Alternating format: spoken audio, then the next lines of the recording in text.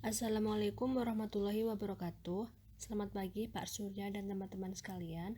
Kami dari kelompok 8 akan memaparkan materi pada pertemuan 7 kali ini mengenai penelitian lapangan.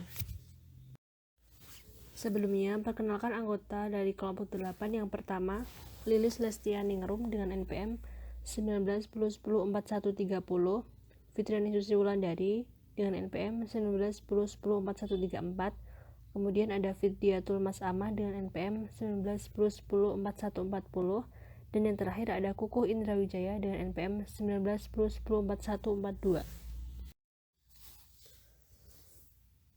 Menurut Chua, tahun 1996 mencatat bahwa biasanya pekerjaan lapangan antropologi yang baik membutuhkan tinggal lama di tempat asing. Pendekatan seperti ini jarang terjadi diadopsi oleh peneliti bidang akuntansi. Sebagian besar studi lapangan bersifat cross-sectional daripada longitudinal. Menurut Ferraria dan Merchant tahun 1992. Terdapat 3 bentuk penelitian yang berbeda, yaitu peserta lengkap, pengamat lengkap, dan pengamat peserta. Untuk lebih jelasnya, yaitu di slide selanjutnya. Yang pertama yaitu peserta lengkap. Jenis penelitian ini dapat mengambil salah satu dari 2 bentuk, yaitu partisipan sebagai pengamat dan pengamat sebagai partisipan. Kemudian yang kedua ada pengamat lengkap. Pengamat tidak memiliki kontak dengan subjek yang diteliti. Keterlibatan dalam proses penelitian akan sebagai pengamat yang tidak berpartisipasi. Kemudian yang ketiga ada pengamat peserta. Partisipasi biasanya aktif di kedua sisi dan lebih dari sekedar proyek, konsultasi atau latihan pemecahan masalah di perusahaan. Penelitian ini dipandu oleh teori dalam memeriksa proses perubahan, memungkinkan antisipasi konsekuensi dan hasil. Proses tersebut harus memiliki validitas eksternal karena harus menghasilkan generalisasi yang memiliki relevansi dengan organisasi lain. Kemudian ada metode studi kasus. Menurut Rian DKK tahun 1992 pasal 114 membedakan 5 kategori studi kasus akuntansi. Yang pertama yaitu deskriptif, di mana praktek saat ini dijelaskan dalam hal prosedur yang diadopsi. Studi mungkin berusaha untuk memberikan praktek terbaik atau berhasil label ke situs atau perusahaan tertentu, misalnya Peters dan Waters 1982, Smith 1994C. Kemudian yang kedua yaitu ilustrasi, di mana para peneliti mengeksplorasi implementasi dan hasilnya terkait dengan praktek inovatif, misalnya Dicoli dan Smith 1996, Kaplan 1984, Kaplan dan Norton 1992. Kemudian yang ketiga yaitu eksperimental, di mana penelitian menyangkut pelaksanaan eksperimen di lapangan, di mana diperlakukan baru diterapkan pada subunit situs. Contohnya yaitu jenis penelitian ini tetap sangat jarang dalam literatur akuntansi. Contoh paling terkenal dalam literatur terkait tetap studi Horn Mayo 1933. Kemudian yang keempat yaitu eksplorasi, di mana peneliti melakukan penyelidikan awal tentang bagaimana dan mengapa praktek tertentu diadopsi. Penelitian semacam ini mungkin sulit untuk dipublikasikan dengan sendirinya, kecuali jika peneliti melakukan penyelidikan awal tentang bagaimana dan mengapa praktek tertentu diadopsi. Penelitian semacam ini itu mungkin sulit untuk dipublikasikan dengan sendirinya, kecuali jika peneliti tersebut memberikan kontribusi yang jelas terhadap teori atau metode. Kemudian yang terakhir yaitu explanatory, di mana penelitian berusaha memberikan penjelasan yang meyakinkan yang membenarkan pilihan praktek dan memfasilitasi pengembangan teori. Namun peluang atau upaya untuk menggeneralisasi temuan jarang terjadi. Selanjutnya yaitu Yin 1984 halaman 39 menekankan bahwa lokasi studi kasus tidak boleh dipilih karena mereka mewakili dalam beberapa hal. Karena peneliti tidak boleh peduli dengan menghasilkan generasi statistik, sebaliknya ia menyarankan bahwa generasi teoritis lebih penting. Dia membandingkan penelitian studi kasus dengan penelitian eksperimental, di mana dengan yang terakhir kita mulai dengan teori merancang instrumen untuk menguji teori dan kemudian memilih sampel yang representatif dari kasus yang akan digunakan perawatan eksperimental alternatif. Dalam penelitian kasus menjadi instrumental yang digunakan untuk menguji teori, sehingga fokus kasus harus pada apakah kasus tersebut dapat digunakan untuk menguji sejauh mana teori yang ada memberikan penjelasan yang baik. Kasus memiliki mungkin tidak dapat melakukan ini, demikian pula ia menyarankan bahwa tidak mungkin untuk menekankan beberapa banyak kasus yang harus dimasukkan dalam desain penelitian multikasus sampai sifat dan ruang lingkup kasus telah ditentukan. Kemudian studi kasus biasanya mengumpulkan data dari berbagai sumber termasuk beberapa atau semua hal berikut: bukti dokumenter, data wawancara, observasi langsung, dan observasi partisipan. Marquardt 1985 dan Simmons 1990 memberikan contoh studi yang memasukkan data dari berbagai sumber. Penerapan beberapa metode tersebut triangles dan menawarkan kesempatan untuk mengakses sumber yang berbeda, baik untuk metode penelitian umum, triangles dalam metode, dan dengan metode yang berbeda, triangles antar metode. Yang pertama yaitu triangles dalam metode yang menggabungkan penelitian yang berbeda, pewawancara yang berbeda, dan lokasi survei yang berbeda. Kemudian yang kedua yaitu triangles antar metode yang menggabungkan hasil yang berbeda dari katakanlah wawancara, survei, dan pengumpulan data arsip, dan dapat mencakup pendekatan kuantitatif dan kualitatif.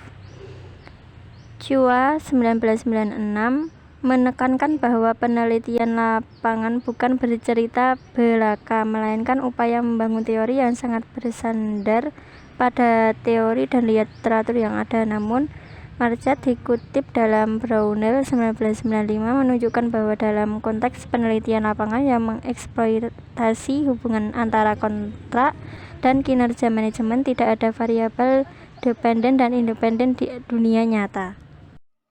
Untuk materi selanjutnya yaitu protokol analisis kualitatif, di mana peneliti dan yang diteliti berinteraksi akan ada peluang untuk bias.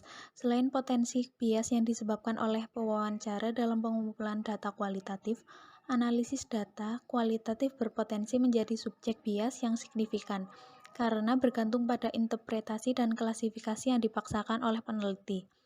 Data kualitatif juga rentan karena tidak adanya teknik yang mapan untuk memastikan bahwa analisis data lengkap dan tidak memihak. NUDIS sangat membantu dalam hal ini. Ini adalah paket analisis kualitatif untuk mengkodekan transkrip wawancara mentah dan mengkaitkan kalimat dalam transkrip dengan satu atau lebih tema yang telah ditentukan sebelumnya. Oleh karena itu, kelengkapan seharusnya tidak menjadi masalah, tetapi ketidakberpihakan tetap karena peneliti telah menetapkan kategori untuk pencarian.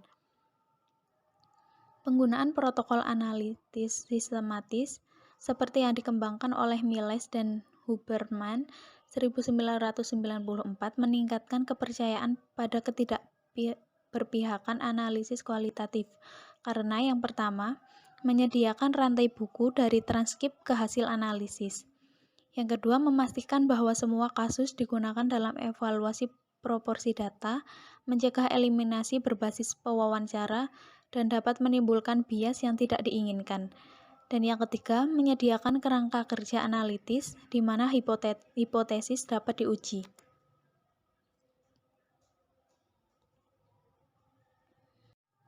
Kemudian Silverman 1985 menyarankan tipologi yang terdiri dari 3 pendekatan alternatif untuk penelitian etnografi.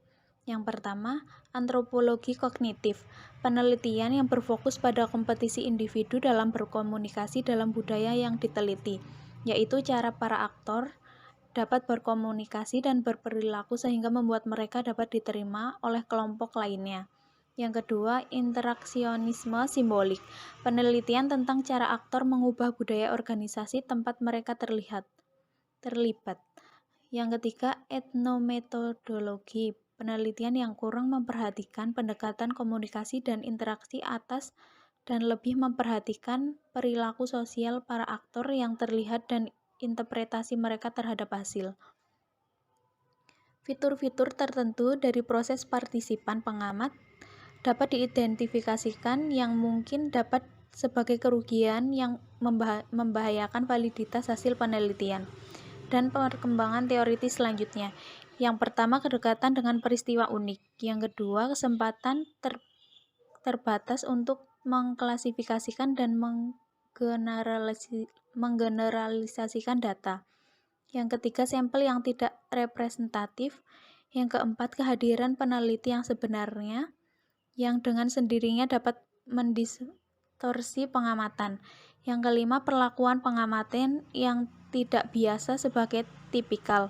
Yang keenam, pengamatan pribadi subjektif yang mungkin memiliki validitas terbatas. Dan yang terakhir, situs host yang dapat memblokir akses subjek penelitian.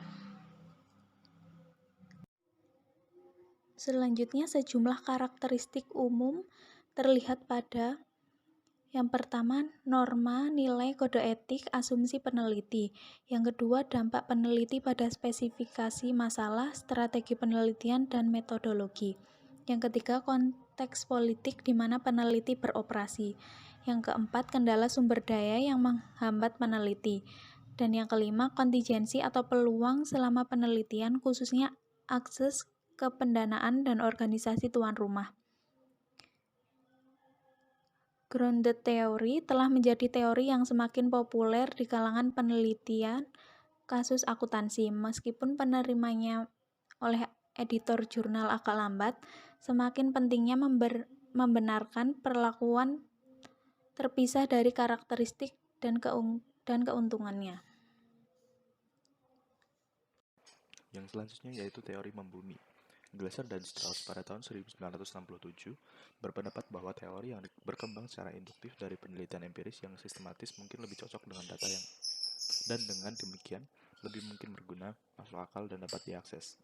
Pendekatan analitik teori grounded murni dirancang untuk mengelola dan mengendalikan potensi bias dalam membangun teori dan data empiris, menyediakan metode yang terutama non-kuantitatif, dan dirancang untuk menemukan makna laten atau tertanam dalam data. Dalam analisis teori grounded murni, teori muncul selama analisis data, teori yang muncul diuji terus-menerus terhadap data empiris sampel, teoritis lebih lanjut. Grounded teori semakin diadopsi sebagai pendekatan kualitatif yang disukai dalam lingkungan studi bidang akuntansi. Namun, perbedaan pandangan berikutnya antara Glaser dan Strauss telah menyebabkan kebingungan atas arti istilah yang terlibat dan implikasinya terhadap prosedur yang dapat diterima. Akibatnya, bentuk-bentuk alternatif dari teori yang membumi ini telah dikembangkan berdasarkan satu pendekatan dasar Glaser dan Strauss pada tahun 1967 dibumbui oleh Glaser yang menekankan pendekatan individual dan gaya pribadi. Kemudian yang kedua, pendekatan Strauss dan Corbin pada tahun 1990 mengikuti Strauss pada tahun 1987 yang jauh lebih terstruktur dan preskriptif dan bisa dibilang lebih dapat diterima oleh peneliti positivis. Lalu yang berikutnya yaitu analisis protokol verbal. Menurut Solvik pada tahun 1969 memberikan dasar untuk penggunaan protokol verbal sebagai metode pengumpulan data dalam latihan penilaian.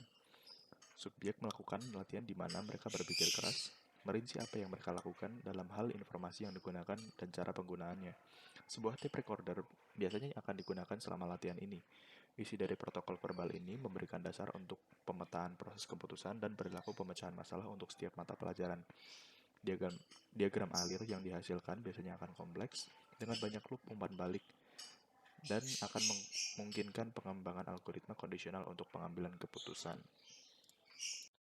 Demikian presentasi dari kelompok kami. Mohon maaf apabila masih terdapat kesalahan dalam penyampaian materi dari kelompok kami. Kurang lebihnya mohon maaf. Wassalamualaikum warahmatullahi wabarakatuh.